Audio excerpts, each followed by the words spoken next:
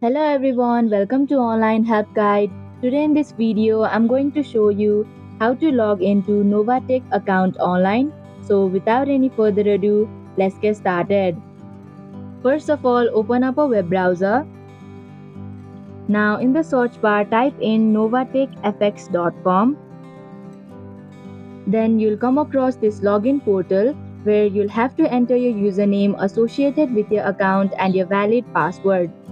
And if you've forgotten your password or username, then you can click on Forgot Username or Password link. Before signing in, you'll have to enter your CAPTCHA security code shown in the screen. And if you want your login to be remembered on this device, then you can check the box that says Remember Me on this device.